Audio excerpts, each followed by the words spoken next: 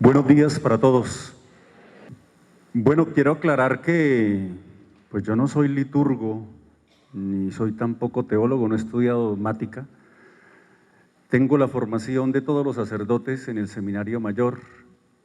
Por tanto, aquí no voy a hacer ninguna disertación teológica sobre nada, sino que vamos a mirar unos puntos esenciales que a través de un documento Su Santidad Pablo VI nos regala acerca del culto a la Santísima Virgen María en la Iglesia. Por eso vamos a dedicarle unos minutos a este tema, que pienso que el año entrante será una gran oportunidad de profundizarlo más. Aquí vamos a tener un espacio muy breve para dar algunos tips, algunos puntos esenciales y fundamentales con los cuales vamos a iniciar la vivencia del año donde María nos lleva al encuentro con Cristo. Tal vez aquí está Monseñor, estamos sacerdotes, seminaristas y laicos comprometidos en las parroquias. Si les pregunto sobre el culto a la Virgen, pues vamos a hablar muy bonito sobre eso, frente a la formación y a la experiencia que tenemos en la Iglesia. Pero quiero iniciar esa exposición porque nos dimos como a la tarea de mirar allá la gente en la calle qué piensa del culto a la Virgen María. ¿Qué está pensando el testigo de Jehová que vende la atalaya en el Parque de San Pío sobre el culto a la Virgen María? ¿Qué piensa el vendedor ambulante, el que va en la prisa en el carro, en el semáforo y está esperando y pitando al de adelante para que avance?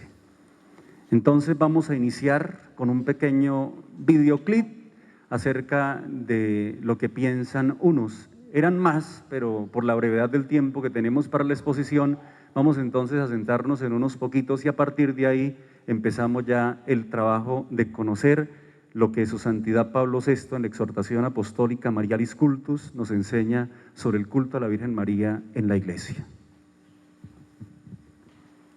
Uno de los mejores que el ser humano puede ofrendar a Dios, porque María es la Madre de Jesucristo y ella concede muchos favores. Sí, eso sí, claro, me parece muy bien. Católicos creyentes de la Santísima Virgen, porque ella es sangre, Jesús es sangre y carne de María. Respeto mucho las religiones, pero no estoy de acuerdo con ellas. Pues cada persona tiene su punto de vista y sus creencias. María tiene un gran privilegio porque fue la madre de Jesucristo, pero entonces debemos de las cosas que le pedimos por medio de la oración a nuestro Padre Celestial Jehová, es por medio de su Hijo, que fue el que se dio en sacrificio. Bueno, pues lo primero es que no sabía que había un culto a María, ¿sí? Yo soy bautizado católico, pero nunca he profesado. Podríamos considerar el culto a María como el medio más eficaz de reconocer esa grandeza que Dios nos ha regalado, así como expresó San Luis María Griñón de Montfort. Dios creó un depósito de agua y lo llamó mar, y a su vez creó un depósito de la gracia y lo llamó María. Así hacemos realmente tangible esa propuesta del Evangelio: pidan y encontrarán, busquen y hallarán. Pues siento que es digna de respeto por ser la Madre de Jesús, pero pues adoración solamente a Dios, no hay que rendirle otra clase de tributo ni de culto. Muy interesante, muy chévere, es nuestra Madre la que nos cuida, a la que le hacemos oración y la que intercede por nosotros ante Dios. Bueno, pues a mí me parece muy bueno porque la Virgen María pues es la Madre de Dios, es la Madre de Jesucristo. Y como buen católico pues me parece muy bien rendir el culto a la Virgen. Muy bonito, muy bueno. Pues el culto a María, eso depende de la religión que usted pertenezca. Pues por mi parte sí estoy de acuerdo porque soy católico y usted sabe que nosotros los católicos pues adoramos a la Virgen María. Bueno, yo opino que el culto a María es venerable, puesto que a Dios se le adora y a la Santísima Virgen se le venera. Primero Dios, tenemos que adorar a Dios, pero tenemos que venerarla y darle su puesto, porque ella es nuestra madre y nos quiere como a su Hijo. Bueno, ahí vemos algunos aspectos que podemos encontrar en lo que la gente en la calle está pensando en medio de la prisa, en medio del trabajo y en medio de todas las actividades que desarrolla. Para iniciar, quisiera que antes de entrar en el documento propiamente, en la exhortación apostólica de su santidad Pablo VI, definiéramos algunos conceptos también importantes y fundamentales. ¿Qué devoción y su relación con las devociones? Devoción con D mayúscula y su relación con las devociones. Devoción se entiende como una voluntad pronta para entregarse con fervor a las cosas que pertenecen al servicio de Dios. Santo Tomás de Aquino advierte que la devoción, como acto de religión que es, recae propiamente en Dios y no en sus criaturas. La devoción a María y a los santos no termina en ellos, sino en Dios a través de ellos, pues los verdaderos devotos están siempre disponibles para todo lo que se refiere al culto o al servicio de Dios. Pudiéramos decir entonces que el culto debido a la Santísima Virgen María y la auténtica devoción se dirige propiamente a Dios y solo de manera indirecta a los santos. La Virgen María ocupa un lugar intermedio entre Dios y los santos.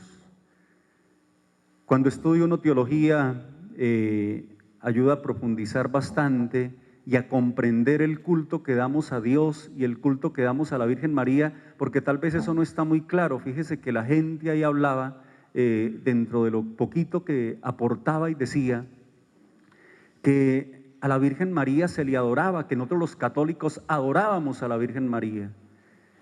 Y esos tres elementos, esos tres conceptos nos ayudan a entender cuál es el puesto de María ante Dios y ante las demás criaturas y cuál es el culto verdadero que nosotros damos a Dios y damos a las demás criaturas.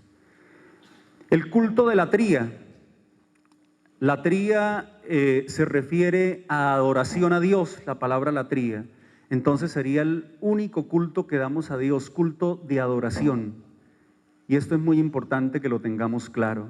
Al Padre por el Hijo, en el Espíritu Santo. Solo a Dios, Trinidad, damos culto de adoración, culto de la tría. Pero hay un culto de veneración o de dulia. Doulos, recuerde que se refiere a siervo. Entonces los santos, por ser siervos de Dios y puestos no como unos dioses más pequeños al lado de la Trinidad, porque a veces la gente se confunde y piensa que un santo que la iglesia canoniza es como un Dios más chiquito, al que toca rendirle un poco de culto. Y uno piensa que porque hace una novena, uno piensa que porque empieza a hacer algunas cosas con respecto a una devoción que tenemos. Fíjese que uno a veces confunde ese culto de la tría de adoración con el culto de dulía. Es más un reconocimiento de la acción de Dios, de su santidad, de la santidad de Dios presente en una criatura, y es lo que más absolutamente reconocemos en ese culto. Pero a María, fíjese que hay un culto de superdulia. La palabra hiper significa por encima de. La hiperdulia entonces es que María está por encima de los santos, pero nunca igual ni por encima de Dios, como algunas tendencias en la iglesia en algún momento quisieron superponer la presencia de María incluso igual o por encima de Dios, lo cual es un error, porque nunca la iglesia lo ha enseñado así en su magisterio. Sobre el culto mariano, a la Virgen María como a los santos, entonces no se les adora, sino que se les venera con santa y con sana devoción. Por eso la fórmula que condensaría el pensamiento católico sobre la verdadera devoción a la Virgen María sería: a Jesús por María y por él al Padre. Esto hay que tenerlo muy claro. La devoción a María no debe apartar a nadie de la verdadera adoración que se le debe solo a Dios. porque la devoción a María no disminuye, sino purifica y endereza los sentimientos hacia el verdadero Dios. Por eso, después de Jesús, nadie tan amado como la Santísima Virgen María. ¿Qué debiera incluir entonces la verdadera devoción a la bienaventurada Virgen María? 3 elementos importantes. Primero, invocación y reverencia. ¿Por qué la invoco? ¿Por qué la reverencio? Fíjese que a uno de cura le dicen su reverencia. Por ahí todavía le dicen a uno de vez en cuando. En los pueblos, sobre todo, ya en las ciudades, no lo vuelven a uno ni a mirar así lleve clérima. Pero por allá en los pueblos le dicen a uno su reverencia, y uno dice, ay, Dios mío, una pobre criatura de estas, con sus limitaciones y pecados, y a uno de todas maneras, por el ministerio sacerdotal, le dicen su reverencia. ¿Cuánto más a la Virgen María? Ha de reverenciarse, ha de invocarse a causa de su dignidad de Madre de Dios y de su eximia santidad, concedida por Dios a su alma y correspondida por ella con su voluntad libre, consciente y amorosa. También a María se le debe incluir una verdadera devoción, es el don bonito de la confianza, basada en un poder especial y a la vez una misericordiosa mediación que tiene ante el Hijo. Le pedimos que interceda por nosotros ante su Hijo Jesucristo, el único que nos concederá lo que pedimos y que nos concederá lo que en verdad necesitamos. Pero también a María le tenemos en esta devoción un amor fiel y una imitación de sus virtudes. Eso también nos pide la Iglesia. Merece nuestro amor como Madre espiritual nuestra, pero al estar tan adornada con todas las virtudes, merece nuestra imitación.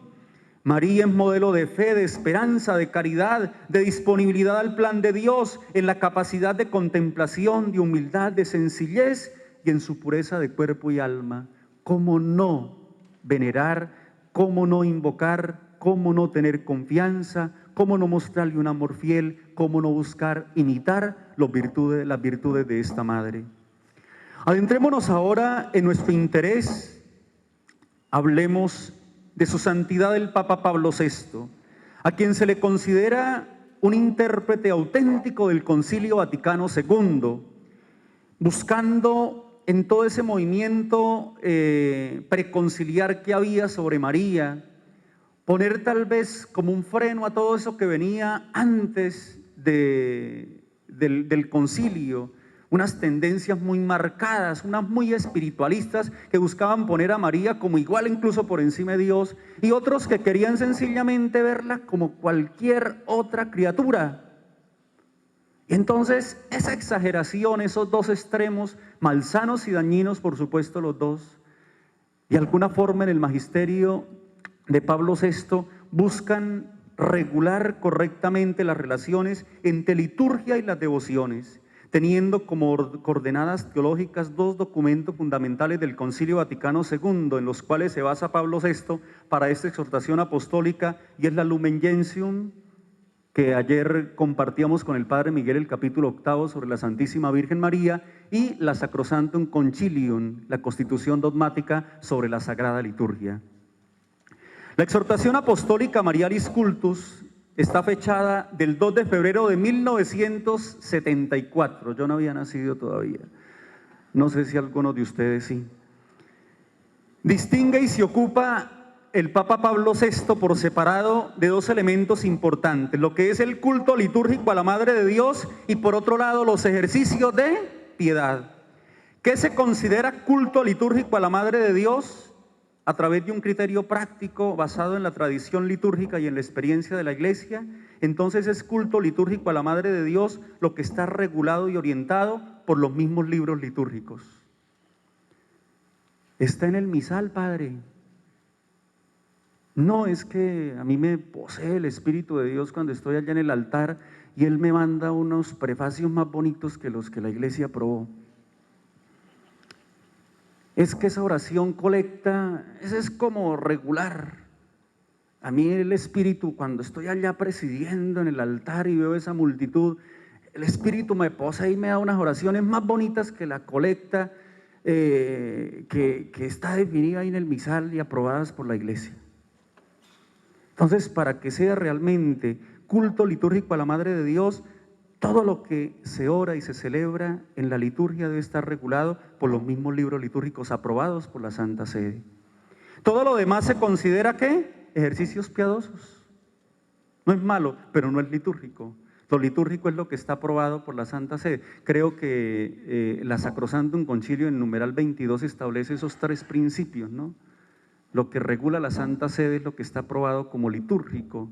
Por tanto, dice el numeral 3, el número 22, como el parágrafo 3 dice, por tanto nadie, aunque sea sacerdote, ni quite, ni ponga, ni añada nada a la Sagrada Liturgia. Y eso es un principio muy claro que debemos tener nosotros para diferenciarlo cuando es un acto de piedad y cuando es realmente una celebración litúrgica en honor a la Santísima Virgen María. Y eso debe estar muy claro entre nosotros. ¿Cuál es la finalidad del culto a la bienaventurada Virgen María? Dice la Marialis Cultus en el numeral 38. Dice Pablo VI, quisiéramos recalcar que la finalidad última del culto a la bienaventurada Virgen María, primero es glorificar a Dios y segundo, empeñar a todos los cristianos en una vida conforme a su voluntad, buscando imitar en todo su vida. Entonces, fíjese, el Papa ya nos está dando como una carta clara de navegación, unos objetivos claros acerca del culto a la Madre de Dios. Pero mire, en ese mismo numeral 38 de la Marialis Cultus dice ¿qué debe evitarse en el culto a la bienaventurada Virgen María? Recordemos que habían como unos sesgos, unos extremos dañinos y malsanos que el Papa precisamente le pone como un freno y dice, mire, por aquí es donde debe seguirse. Por tanto, esto es lo que debe hacerse y esto es lo que debe definitivamente quitarse y excluirse de esto que llamamos culto a la bienaventurada Virgen María. Dice su santidad, abandonen las devociones marianas reducidas a puras prácticas externas o ceñidas a movimientos del sentimiento, ajeno al estilo real del Evangelio que exige obras perseverantes y activas. Y mire lo que busca, dice, eliminen toda desviación. ¿Y qué considera el Papa desviación de ese culto a la bienaventurada Virgen María? Dice, vana credulidad, el sentimentalismo estéril. Ay, que me escarchó, que me está escarchando, que me está escarchando. Todo eso buscamos a veces.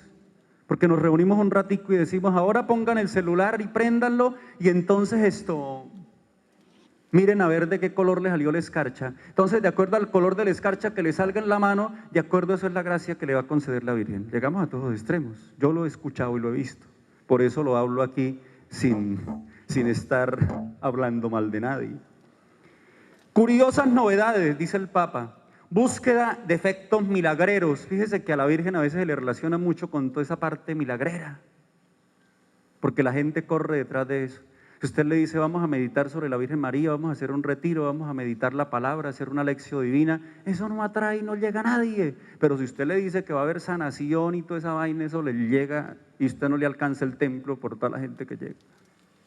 Así somos nosotros. Dice, mire lo que sigue diciendo, mezcla de intereses personales, de aspectos comerciales y beneficios económicos.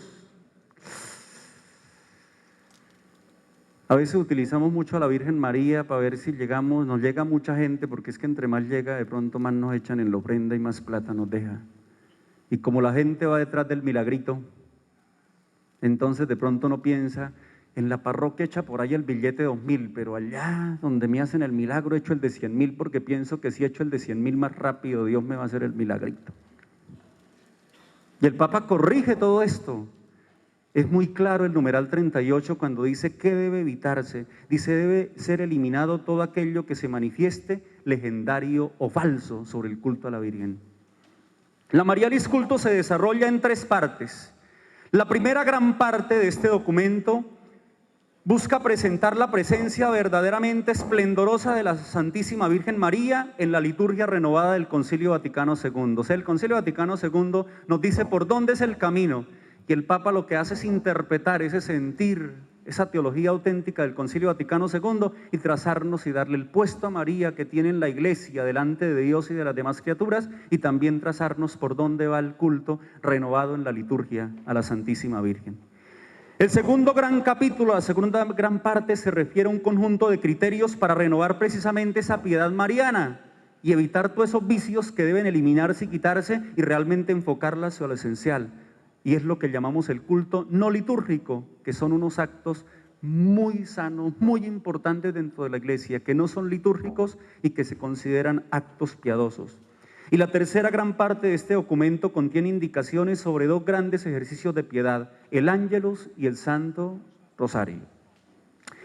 Centrémonos en la primera parte, el culto a la Virgen María en la liturgia. Vamos a ver cómo enfoca este documento de la Marialis Cultus, esta exhortación apostólica, el culto litúrgico a la Virgen María.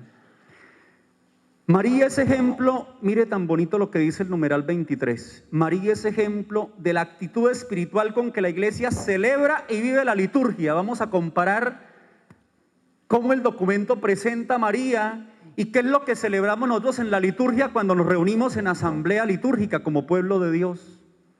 Y mire tan hermoso, dice primero que María es la Virgen oyente, es la fiel discípula, recordémosla allá en la visita del ángel Gabriel, escuchando la voluntad de Dios, escuchando su palabra, acogiéndola en su vida y respondiendo al plan de Dios. Aquí está la esclava del Señor, hágase en mí según tu palabra. María es la Virgen oyente, pero María también es la Virgen orante. Recordémosla en Caná, viendo la necesidad y rogando a su hijo para que le conceda eso a los novios que se les había acabado el vino. Dando gracias en el Magnífica, contemplando el misterio del dolor, el silencio de la cruz, y allí también ora particularmente nuestra Madre. Pero María también es la Virgen Madre. Su fecundidad de vida y no de muerte da un sentido profundo al sentido de la maternidad, ya no como la de Eva, que engendra muerte, sino la nueva maternidad redimida que da vida a todos los redimidos por Cristo su Hijo amado. Y María también es presentada en el documento como la Virgen oferente. Ella primero se ofrece a Dios y luego ¿qué hace? Ofrece a su propio Hijo en el altar de la cruz como ofrenda agradable al Padre por la salvación de todos sus hijos. Entonces, ¿cómo llamamos a María? La Virgen oyente, segundo la Virgen orante, tercero la Virgen y tercero la Virgen. Y ahora miremos en la liturgia qué es lo que celebramos nosotros. La iglesia tiene esa actitud en la liturgia ¿de qué? De escucha atenta a la palabra. ¿Nos reunimos y escuchamos la palabra de Dios en la misa o no? Y entonces ahí todos nos reunimos y escuchamos primero la palabra de Dios. Después que escuchamos la palabra, la homilía, profesamos la fe, viene una segunda actitud de la iglesia en la liturgia, que es ¿qué? La iglesia ¿qué? Ora, que pide, no solo por la misma iglesia, sino por todas las necesidades del mundo, de quienes nos gobiernan y por todas las necesidades de los hombres. Es lo que llamamos la oración de los fieles. Después, la iglesia también se le llama madre. Una madre que recibe y que transmite vida. ¿Y por qué la iglesia transmite vida? Porque aquel que es la vida es su cabeza y los demás somos miembros de su cuerpo. Por tanto, recibe de Cristo vida y la transmite a todos sus hijos, que somos los miembros por el bautismo. Pero mire que también la iglesia en la liturgia ofrece el único sacrificio de Cristo al Padre por la salvación de todos los hombres. Por eso lo que presentamos en la Eucaristía no es un poco de uvas en una bandeja, no es una vela prendida. Lo que presentamos en la iglesia no son unas sandalias ni unos bastones. Lo que presentamos en la iglesia no es una atarraya. Lo que presentamos en la iglesia como don agradable a Dios es en la doxología. Por Cristo, con Él y en Él, a ti Dios Padre omnipotente, en la unidad del Espíritu Santo, todo honor y toda gloria por los siglos de los siglos. Ese es el verdadero ofertorio. Porque lo que ofrecemos al Padre no son cosas materiales que Él mismo nos dio. Lo que ofrecemos al Padre es la ofrenda de su propio. Ese es el verdadero ofertorio de la misa, la doxología. Y eso lo ofrece la iglesia cuando ofrece al propio Hijo de Dios y lo ofrece también al Padre por la salvación de todos. Mire la relación tan bonita de María. Entonces María y la iglesia oyen, María y la iglesia oran, María y la iglesia reciben y transmiten vida, y María y la iglesia ofrecen a Jesús por la salvación de los hombres. Entonces mire la relación tan hermosa que presenta este documento entre María y lo que celebramos en la Sagrada Liturgia. La presencia del culto a la Virgen María en la liturgia de la iglesia. ¿Cómo está presente María en la liturgia? Y primero el Papa presenta una síntesis de lo que celebramos en el año litúrgico. Dice que María no tiene ni puede tener un ciclo propio dentro del año cristiano, dentro del año litúrgico, pero María es puesta dentro del misterio ¿de quién? De su propio Hijo. Recordémosla en el credo. ¿Dónde está María en el credo? ¿En el misterio de quién? Yo me acuerdo cuando estaba más niño que un padre al final decía, creo en Dios, pues del Padre, del Hijo y del Espíritu Santo y de la iglesia. Al final decía, creen en la Santísima Virgen María, y todos decían, sí creo. Ojalá el padre ya haya corregido su credo porque le agregó un nuevo artículo a la profesión de su fe. El credo ya está definido desde los apóstoles. ¿Y María está incluida en el credo? Sí, pero dentro del misterio ¿de quién? Del Hijo. Por eso en el año litúrgico está incluida en el misterio redentor que celebramos en ese ciclo litúrgico desde el Adviento, que ya vamos a empezar, lo pasamos a la Pascua hasta llegar a contemplar y proclamar a Cristo como Rey del universo. Y vuelve y empieza el ciclo de la liturgia de esa manera. Encarnación, misterio pascual y el triunfo definitivo de Jesús como Rey y Señor de todo. Y María vive dentro de ese misterio, dentro de ese ciclo litúrgico. Es puesta María dentro del misterio del Hijo. Miremosla en el Adviento y la Navidad, que abre e inaugura siempre el año litúrgico.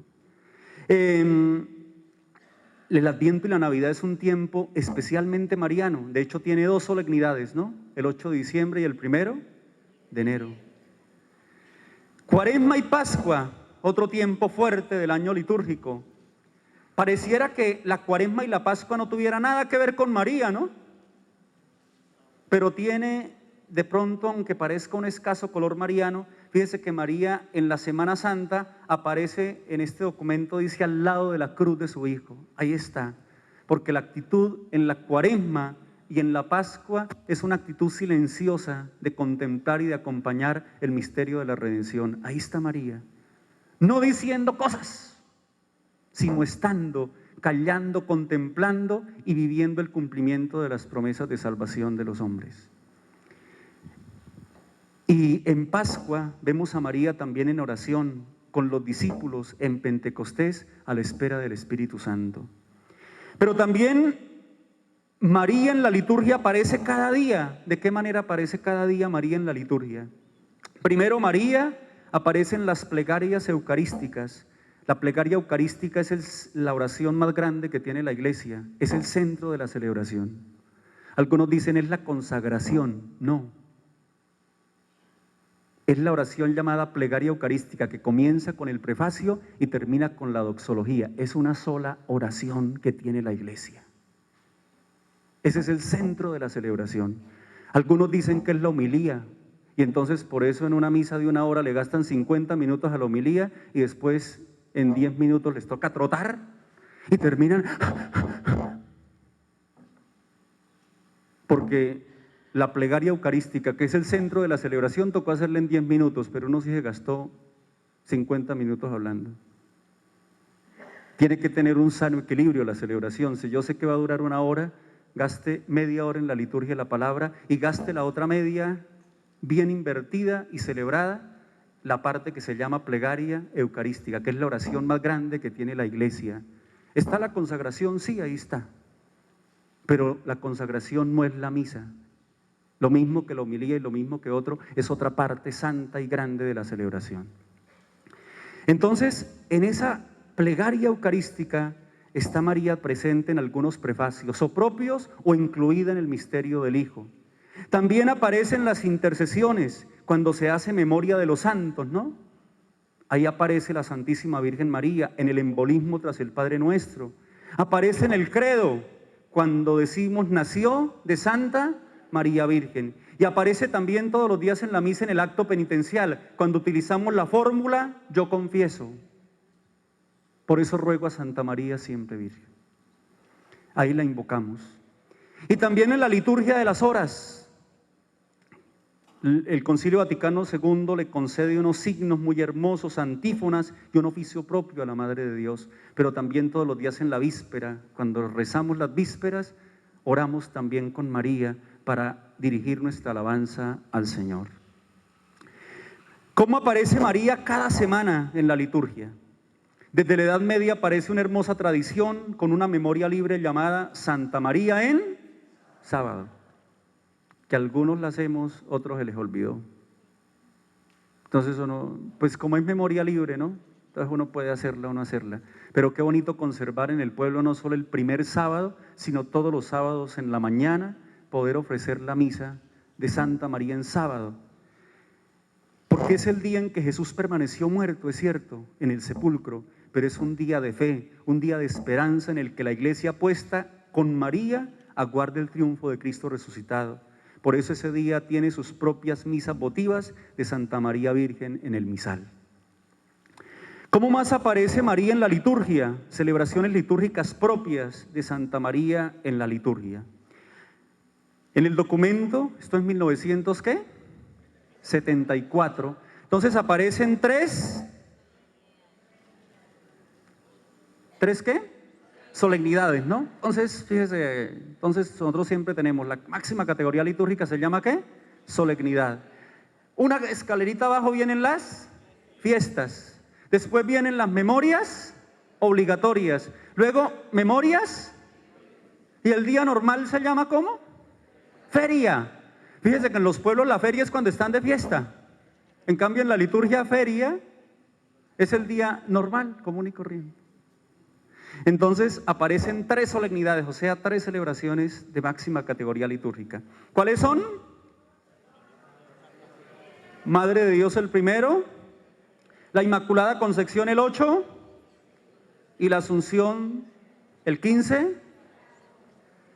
Aparecen dos fiestas, la Natividad el 8 de septiembre y la Visitación el 31. Bueno, como aparece ahí en el ordo, pues uno ya se sabe ahí el ordo del día anterior y ahí le aparece la... En el documento aparecen 8 memorias, entre obligatorias y libres, pero yo le agregué una más porque el Papa nos regaló precisamente una memoria el lunes siguiente a Pentecostés.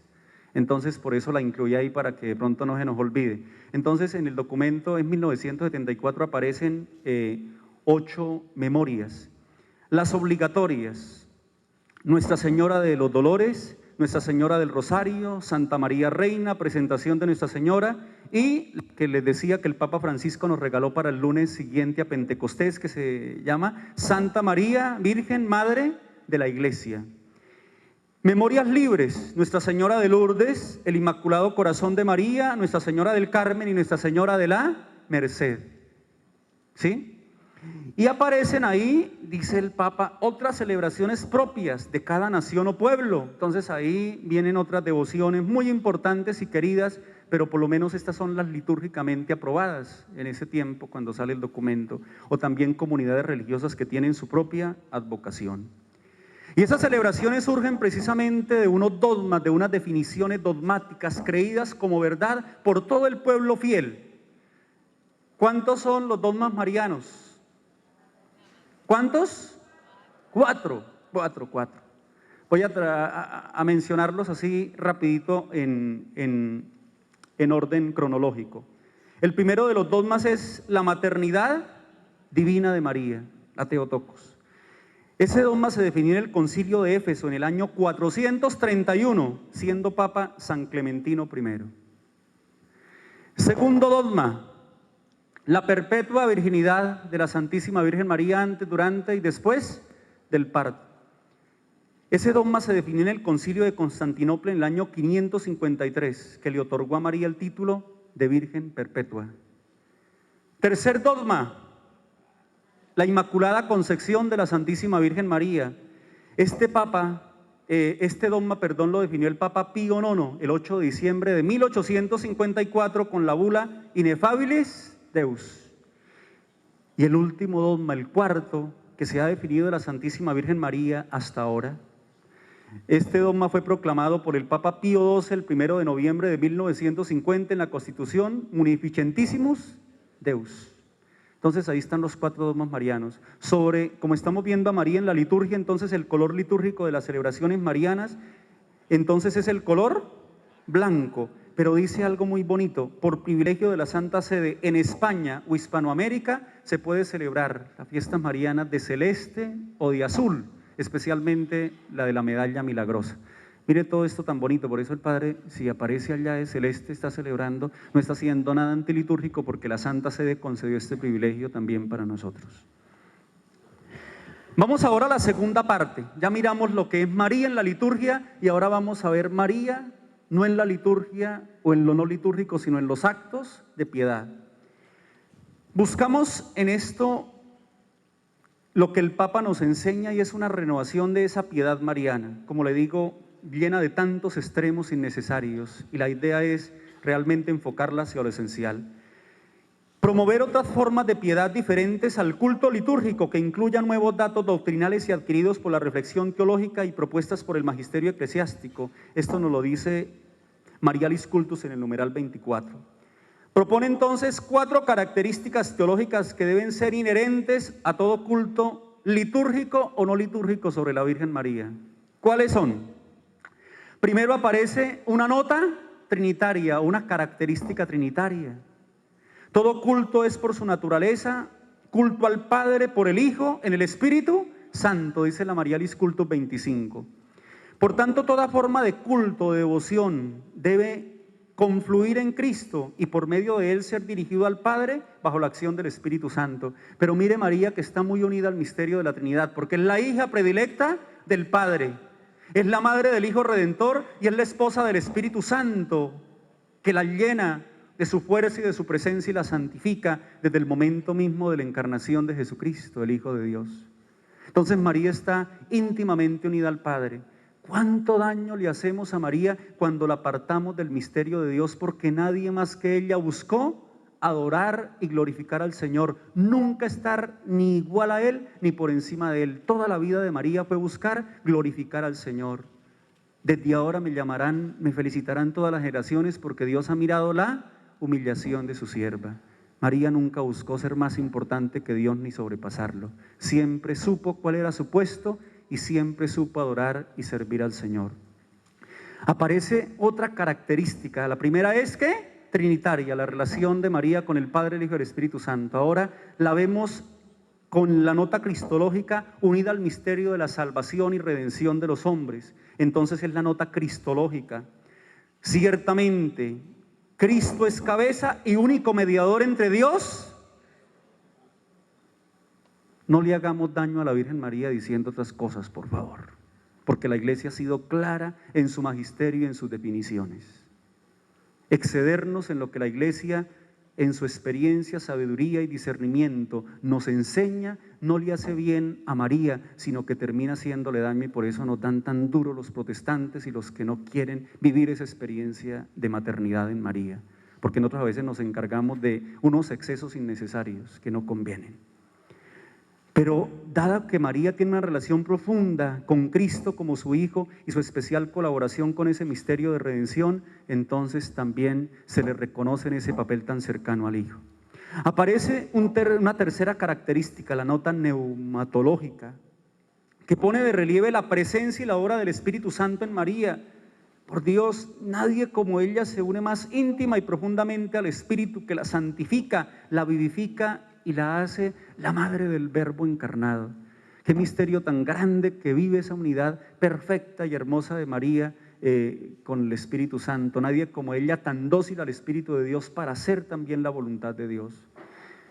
Y una tercera nota característica es la nota eclesiológica, Fíjese que este presupuesto apunta al puesto y al papel que tiene María en la comunidad cristiana. Ayer el Padre Miguel nos ayudaba a entender esto según la enseñanza de la Lumen Gentium en ese capítulo 8, que tiene una profundidad teológica muy importante y es el puesto precisamente de María en la iglesia, en la comunidad de fieles.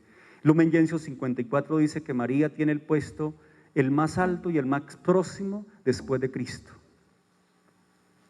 Se derivan entonces unas relaciones de amor, de intercesión y de comunión entre la iglesia y María, porque María no solo es miembro de la iglesia, sino también una proyección escatológica de lo que aspiramos y debemos aspirar nosotros a alcanzar también un día como ella, la gloria de Dios. Y eso es algo tan hermoso que nunca debemos, a veces se nos olvida eso. María, como hija de Adán, decimos nosotros, pero también como la privilegiada entre todas las demás criaturas y llamada a nosotros a verla, contemplarla, imitarla para alcanzar también esa vida que ella junto a su hijo ya tiene. Orientaciones para los ejercicios de piedad, entonces son 4 características: trinitaria, cristológica, neumatológica y eclesiológica. Esas características deben siempre estar en todo culto litúrgico o no litúrgico. Todo lo que nos aparte de eso, desechémoslo porque no está de acuerdo a la enseñanza de la iglesia. Esto ayuda a tener unas orientaciones muy claras en el documento, en el numeral 29, para todos los ejercicios de piedad. Se exponen entonces algunas orientaciones que se deben tener en cuenta a la hora de revisar o crear ejercicios y prácticas de piedad. A veces salen nuevas devociones y llegan cada ratico cosas y a veces van al despacho y le dicen: padre, mire, es que fulanita de tal tuvo una revelación muy especial y mire, Dios le dio este libro y entonces él ya lo escribió y nosotros queremos traer esa devoción a la parroquia y todo eso.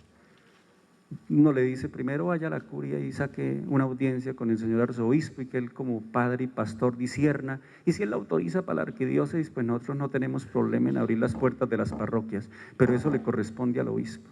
Pero fíjese que llegan cada día nuevas y nuevas devociones a María y a una cosa y otra. Pero entonces esas 4 características nunca deben obviarse, recordémoslas siempre cuando nos llegue cualquiera a hablarnos de todas las devociones. Esa característica trinitaria, cristológica, neumatológica y eclesiológica. Las orientaciones son muy claras. Primero, todo ejercicio de piedad tiene que tener una orientación bíblica. Toda forma de culto ha de llevar el sello de la inspiración en la Biblia como base de la espiritualidad cristiana. Dei Verbum 25, Sacrosanctum Concilium 24. Debemos estar apoyados en una recta exégesis y de la teología bíblica, ya que el culto a la Virgen María debe estar impregnado de los grandes temas del mensaje cristiano. Desde Génesis hasta el Apocalipsis, la Biblia está llena de alusiones a la Virgen María. Unido a esta orientación bíblica, debe haber también una orientación, ¿qué? Litúrgica, para evitar 2 situaciones extremas. Primero, despreciar o suprimir las prácticas piadosas recomendadas por la iglesia. Si la iglesia nos dice y pone una memoria de la Virgen del Carmen, pues yo quién soy como cura para decir, eso es mentira. Por allá unas señoras llegaron el otro día llorando porque le dijeron al padre: padre, ya va a ser la Virgen del Carmen, ¿nos deja hacer el altar a la Virgen? Porque vemos que usted como que le olvidó. Le dijo: ¿qué vamos a ponernos a hacer altar? Eso es mentira. Eso fue para allá que lo inventaron unos monjes por allá para ver si iba la gente y detrás de milagros y todo hacían práctica. Eso no se pongan, eso de la Virgen y del escapulario y todo eso no existe. Es un mito. Entonces eso hace daño, porque si la iglesia nos regala esos privilegios bonitos y especiales de María, nosotros no somos nadie para desecharlos y quitarlos. Ese es un extremo, y el otro extremo de esa orientación litúrgica es unir al mismo tiempo actos litúrgicos con ejercicios de piedad. O sea, el padre empieza la misa y entonces yo saco la camándula. No le entiendo la homilía al Padre, entonces Dios te salve María, llena de gracia, el Señor es contigo. Otros sencillamente dicen: ya recé el rosario, ¿para qué voy a la misa del domingo?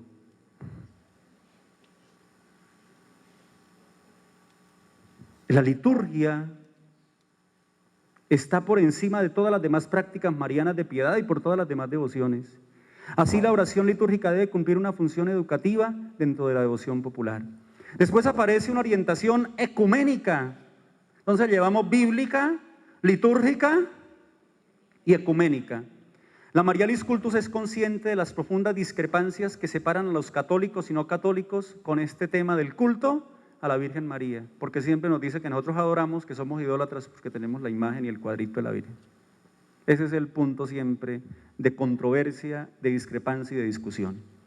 Por eso, en este numeral 33 invita a una práctica de culto que ponga de manifiesto la doctrina, sin distorsiones ni falsas prácticas o imagen de lo que representa María en la piedad de la iglesia. Fíjese que nosotros sabemos esto y lo vivimos bien y lo hacemos bien, nadie nos va a criticar, nadie tiene por qué juzgarnos ni señalarnos, pero a veces nosotros somos los culpables porque exageramos y le ponemos a María unas cosas que no son, y entonces ahí es donde viene, tenga el tablazo fuerte, porque nosotros mismos desviamos el sentido profundo de lo que la iglesia en su magisterio enseña. Con las iglesias ortodoxas, anglicanas y las iglesias de la Reforma hay una fuerte tradición bíblica y lírica que no nos separan, sino que nos unen desde muy antiguo. En cambio, con los no católicos, con estos movimientos que están surgiendo, movimientos ahí de garaje, pues la controversia es mucho más fuerte, pero yo pienso que debiéramos, en un consenso, como propone la Unitatis Reintegrarse en el número 20, poner como centro también a Cristo, que nos une a todos, y ver cómo ella está unida al misterio de Jesús, para ver cómo también respetamos y reconocemos el misterio de María en la iglesia. Porque a veces en esas sectas le dedican 3, 4 horas a una predicación sobre Abraham, sobre Moisés, sobre muchos otros personajes bíblicos, pues son dignos de admirar y loable su labor en la historia de la salvación.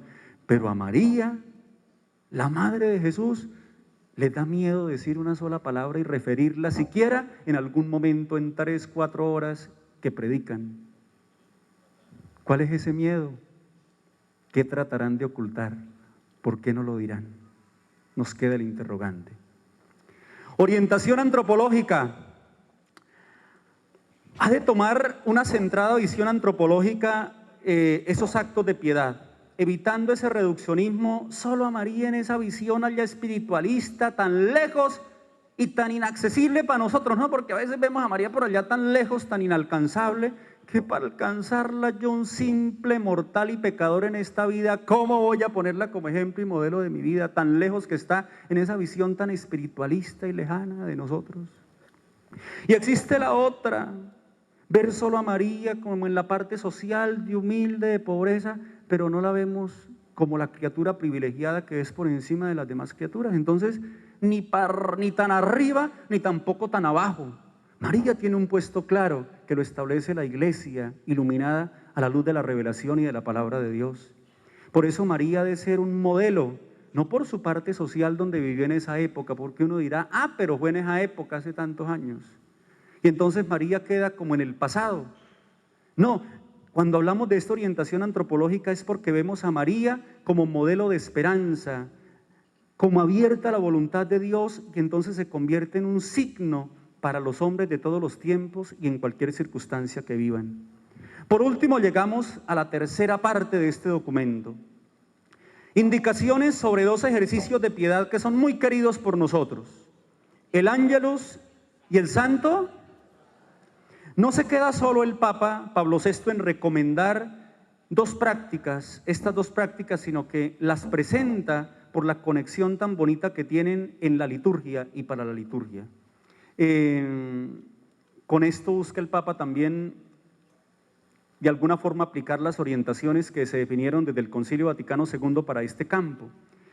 Cuando habla del Ángelus, señala unos aspectos importantes, subraya el carácter bíblico del Ángelus, también el valor histórico evangélico que tiene esta oración y también un ritmo casi litúrgico, dice el documento, que santifica los 3 momentos centrales de la jornada, parecida a la liturgia.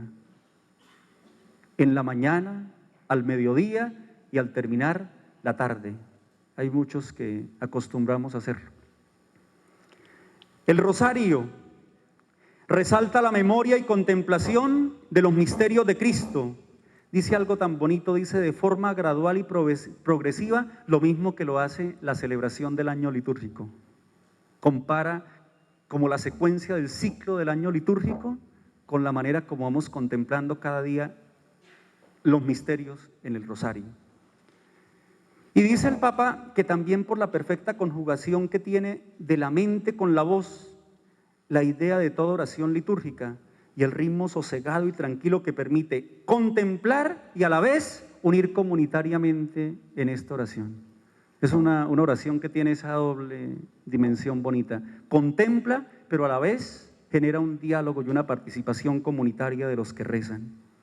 Y mire, el rosario el Papa lo llama el vástago germinado sobre el tronco secular de la liturgia cristiana y lo llama también salterio de la Virgen.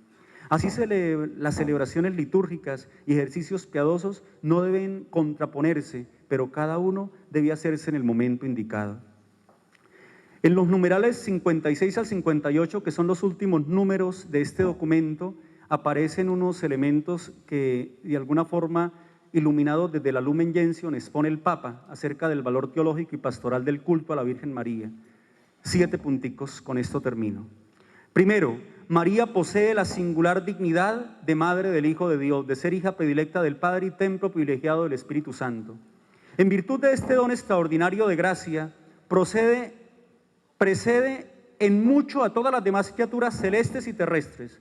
O sea, María no está ni igual ni por encima de Dios, pero tampoco está a la estatura de las demás criaturas, sino tiene un privilegio grande en esa unidad de lo que decíamos, a la Trinidad, al misterio de Cristo, al Espíritu Santo y al misterio mismo de la Iglesia. Segundo, su cooperación. Ayer se armó ahí un poco de preguntas sobre la corredentora. Ahí no la llaman corredentora, sino la ponen es como cooperadora. Dice su cooperación en los momentos decisivos de la obra de la salvación. Eso es lo que la hace grande. Siempre María unida al misterio del Hijo. Nunca puede separarse María del misterio de Jesús. Tercero, su incomparable santidad. ¿Quién duda de la santidad de María? ¿Quién la cuestiona? ¿Quién la pone en duda? Y si María es ese modelo bonito de santidad, yo debo verla y contemplarla y de buscar decirle todos los días, si yo soy su hijo, ayúdame para yo parecerme un poquito más a usted porque estoy como muy distante de parecerme. Cuarto, su condición y misión dentro del pueblo de Dios. Aparece absolutamente única la presencia de María. Ella es miembro excelentísimo de la iglesia, es cierto, pero al mismo tiempo, decíamos ahorita, es su modelo y su aspiración escatológica. Miremos a María en la gloria y aspiremos también llegar como ella a esa misma gloria. Quinto, María ejerce una intercesión incesante en la iglesia. A pesar de su asunción, está cerca del pueblo peregrino que sufre y suplica por ese pueblo ante su Hijo, porque son también sus hijos los que sufren en el mundo. Sexto, su gloria personal ennoblece todo el género humano. Es verdadera hija de Adán, unida a todos los hombres, miembro de esta raza, verdadera hermana, que comparte plenamente nuestra condición humana, pero es nuestra máxima aspiración escatológica. Y por último, el culto a la bienaventurada Virgen María tiene su razón última en la voluntad y en la gloria de Dios. Dice el numeral 56 algo muy bonito, refiriéndose a Dios, dice, la amó por sí misma, la amó por nosotros, se la dio a sí mismo y la dio a todos nosotros para nuestro bien. Ella sigue diciéndonos el verdadero evangelio y el verdadero mensaje para todos los hombres. Hagan lo que Él les diga, porque fue la primera en hacerlo. Monseñor Luis Augusto Castro, en el libro Hola Padrecito, en muchas de sus anécdotas, recuerda un sacerdote que se fue a misión por allá a un lugar muy lejano y apartado, donde no había nadie que conociera ni de la Virgen, ni de Dios, ni de nada. Y este padre era blanco, blanco, blanco, ojiverde, y llegó a una comunidad donde todos eran, yo no dije. Y entonces el padre llegaba a la ciudad principal y de ahí tenía que tomar un bus para ir hasta la aldea o lugar donde iba a empezar el anuncio del evangelio, iba a empezar su misión. El padre llevaba el breviario, la liturgia de las horas, y dentro de la liturgia de las horas, porque era muy juicioso y rezaba todas las horas del día, entonces llevaba muchas estampitas de la Virgen María. El bus arrancó, el padre le tocó en el puesto así del centro, estaba el pasillo y al frente una niña morenita, morenita, que miraba a ese señor así blanco, blanco y decía, ¿quién será ese señor tan raro? El bus arrancó, tomó velocidad, el chofer tuvo que frenar por algún motivo, por alguna razón o circunstancia, y el breviario que llevaba en las piernas se le cayó y se le regaron todas las estampitas en el pasillo del bus al padre. La niña muy gentil, cuando vio al señor ese recogiendo las estampitas, la niña también se agachó y empezó a ayudarle a recoger cada estampita de la Virgen, que llevaba muchas. La niña recogía cada estampita, la miraba, miraba al Señor y se la entregaba. Cogía la otra estampita, la miraba, miraba al Señor y se la entregaba. Por fin la niña rompió el silencio y le dijo, Señor, ¿quién es esta señora tan bonita? Y entonces el padre, por más hacer, le dijo, esa señora tan linda es mi madre. Y la niña le dijo, pero usted no se parece en nada a ella. El padre se entristeció y le dijo, niña, te prometo que de ahora en adelante voy a hacer lo posible por parecerme más a mi madre. Ese es el verdadero culto a la Virgen María. María nos enseña con su vida el auténtico culto a Dios y la verdadera devoción es imitación. Dichoso quien imita a María porque está como ella dándole el verdadero culto al Dios Todopoderoso. Muchas gracias y que Dios nos bendiga.